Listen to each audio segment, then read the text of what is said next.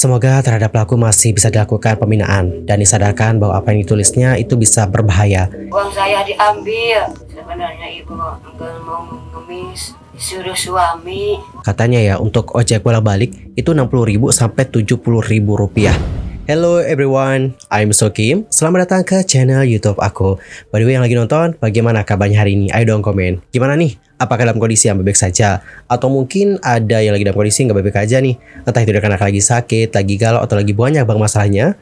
Apapun itu, tetap semangat, jangan menyerah. Dan teman-teman, dalam video kali ini kita bakal bahas tentang rangkuman informasi yang lagi viral banget dan juga ramai banget diperbincangkan. Dan langsung aja kita mulai dari topik pertama, yaitu tentang Pak Anies. Yang mana baru-baru ini Pak Anies itu seperti diancam nih oleh netizen. Dan pada akhirnya netizen yang memberikan ancaman kepada Pak Anies itu sudah ditangkap.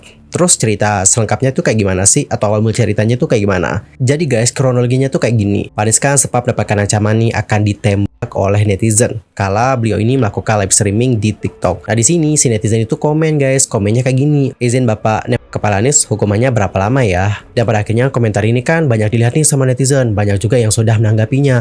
Dan beberapa dari netizen yang menanggapinya itu dengan bercanda teman-teman. Dan juga menganggap bahwa ini tuh adalah jokes. Bercanda doang.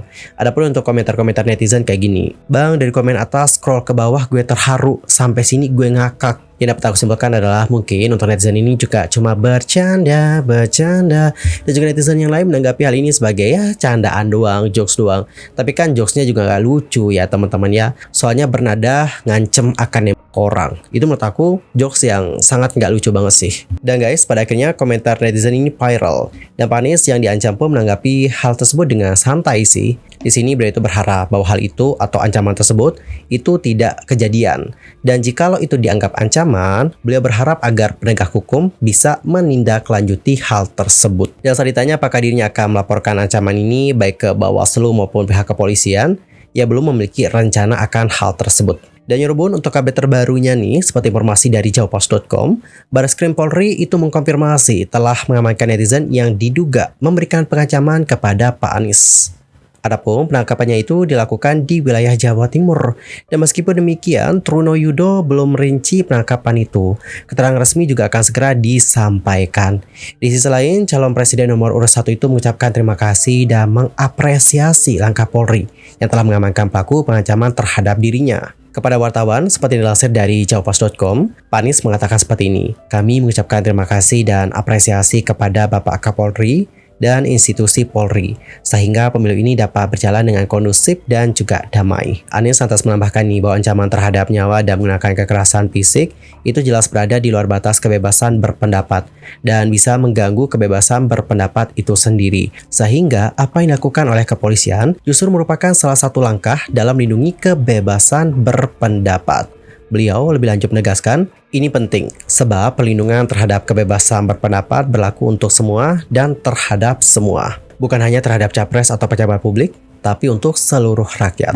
Dan meskipun dirinya diancam, dirinya berharap pelaku masih dapat dibina dan meminta agar tindakan terhadap pelaku selain sesuai dengan ketentuan hukum, juga memenuhi prinsip keadilan dan proporsionalitas. Semoga terhadap pelaku masih bisa dilakukan pembinaan dan disadarkan bahwa apa yang ditulisnya itu bisa berbahaya dan mengirim pesan yang salah kepada publik luas. Jadi guys, kalau lebih seperti itulah bagaimana statement dari Pak Anies ketika ditemui oleh wartawan. Di sisi lain, Mabes Polri memastikan bahwa AWK yang berusia 23 tahun yang diduga melakukan pengancaman kepada Pak Anies itu katanya tidak memiliki keterkaitan dengan kelompok capres atau partai politik tertentu. Tindakan pengancaman yang dilakukan oleh AWK itu adalah atas inisiatifnya sendiri. Dan sejauh ini, AWK mengakui sebagai pemilik akun @calonistri71600. Dia pun membenarkan membuat cuitan bernada ancaman. Selebihnya, penyidik akan melakukan pemeriksaan lanjutan kepada AWK. Oke teman-teman, kurang lebih seperti itulah bagaimana kronologi pengancaman yang didapatkan oleh Pak Anies. Yang dapat saya simpulkan adalah untuk AWK yang melakukan pengancaman, itu nggak ada terafiliasi dengan partai politik tertentu, itu adalah inisiatifnya sendiri. Dan kita juga lagi nunggu sih teman-temannya bagaimana informasi selanjutnya, apakah si AWK ini cuma bercanda doang atau bagaimana nih, atau apakah dia itu benar-benar serius nih mengancam Pak Anies. Jikalau seperti itu, wah sangat disayangkan banget sih ya. Maksudku kayak gini teman-teman, ya kalau seandainya kalian emang nggak suka sama Pak Anies atau kalian bukan pendukung Pak Anies, ya simple sih, kalian kan juga bisa skip ya, atau pas nanti saat pemilihan ya kalian nggak usah pilih Pak Anies gitu kalau kalian emang nggak mau mendukung beliau. daripada memberikan komentar bernada ancaman seperti itu. Ini sangatlah tidak baik dan benar sih kata Panis, ini tuh di luar kebebasan berpendapat. Tolong bedakan ya guys, mana berpendapat dan juga mana mengancam. Kalau komentar ini kan bukan berpendapat lagi, ini komentarnya sudah mengancam dan itu sama sekali tidak bisa dibenarkan. Dan bagaimanakah pendapat kalian tentang hal yang satu ini? Nanti langsung aja sampaikan di kolom komentar. Dan lanjut kita akan masuk ke topik yang kedua. Kita akan membahas tentang ibu-ibu yang lagi viral. Jadi teman-teman, beberapa belakangan terakhir ada sosok ibu-ibu yang viral yang bilang kayak gini, kasihan, itu kan viral banget ya. Banyak banget yang memparodikan ibu-ibunya. Dan juga banyak banget dari netizen yang sudah memvideokan ketika mereka itu bertemu dengan ibu tersebut. Terus awal mula ibu ini viral dari mana sih? Awal mula viralnya dari video yang ini teman-teman. Baru lagi. Ini. Kasihan, kasihan. Oke. Kasihan teh. Dan teman-teman, usut punya usut, sosok wanita parubaya tersebut bernama Baliah. Nah, Baliah ini itu adalah warga desa Ciasihan, Kecamatan Pamijahan, Kabupaten Bogor. Beliau sendiri termasuk ke dalam kategori keluarga tidak mampu. Hal ini yang membuatnya harus mengemis guna memenuhi kebutuhan hidup, termasuk biaya sekolah anaknya. Adapun Baliah juga sulit untuk berkomunikasi nih guys, yang memiliki suami bernama Ropik.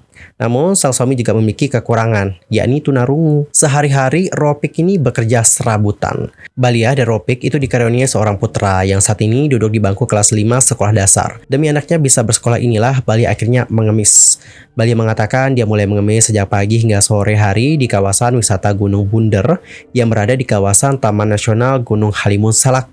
Sudah setahun lebih Baliah ini mengemis di tempat tersebut. Dilansir dari kompas.com, Baliah mengatakan, tadinya di Curug Cigamea, terus di sini tiap Sabtu sama Minggu. Kalau hari-hari biasa keliling sekitar pemukiman. Dan terkait dengan gayanya yang meminta-minta dengan mengatakan, kasihan, Nah, untuk Baliah mengaku itu adalah inisiatifnya. Dan untuk Bu Baliah katanya juga tahu kok bahwa dia itu diperbincangkan oleh para warganet. Namun dia itu nggak paham banget soal konteks dia itu dibicarakan karena apa. Karena dia memang tidak paham teman-teman dengan yang namanya teknologi. Dan berbicara mengenai penghasilan, dalam sehari penghasilannya dari mengemis itu bisa mencapai Rp100.000.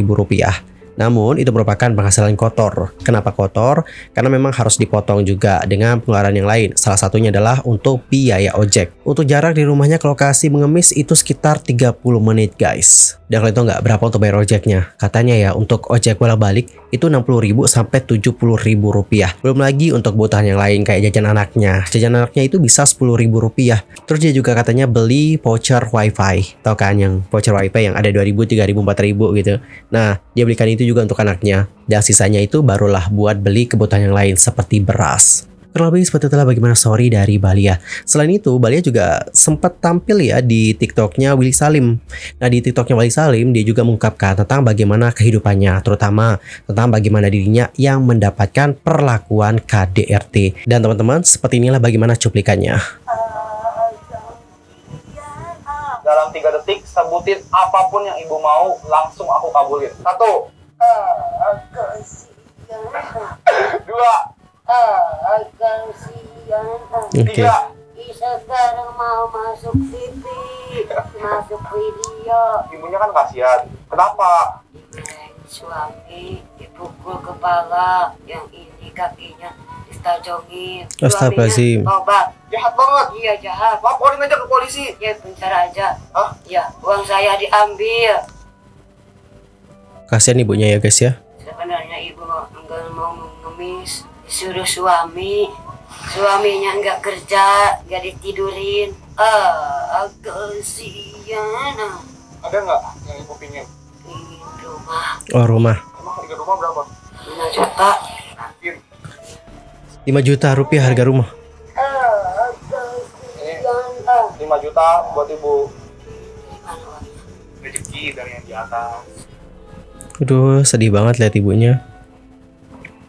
Oke teman-teman, jadi seperti itulah bagaimana video dari Bu Baliah yang dikasih uang sama Willy Salim 5 juta rupiah. Yang mana katanya beliau itu pengen beli rumah dengan uang tersebut. Ya kita harapkan semoga uang dari Willy Salim ini dipergunakan dengan sebaik-baiknya. Mungkin untuk beli rumah juga. Dan jikalau memang tidak beli rumah seperti itu, mungkin uang itu bisa dipergunakan oleh Bu Baliah untuk buka usaha, mungkin seperti itu. Oke teman-teman, jadi kurang lebih seperti itulah bagaimana cerita dari Bu Balia. Mungkin selama ini kita ketawa kali ya dengan nyanyian dari Bu Balia yang kasihan tapi dibalik itu ada kesedihan di sana tentang bagaimana dirinya yang katanya mendapatkan perlakuan yang tidak menyenangkan dari sang suami, yaitu KDRT. Dan bagaimanakah pendapat kalian setelah mendengarkan bagaimana cerita dari Bu Balia? Nanti langsung aja ya, sampaikan di kolom komentar. Anyway teman-teman, cukup sekian untuk hari ini. I'm Yusoki pamit dan aku juga mohon maaf jika ada kesalahan, baik itu dalam ucapan, sikap, tindakan, dan sebagainya. I'm so sorry banget. Dan mungkin ada hal yang harus dikoreksi, nanti langsung aja koreksi di kolom komentar. See you next time dan selamat beraktivitas. Sampai jumpa.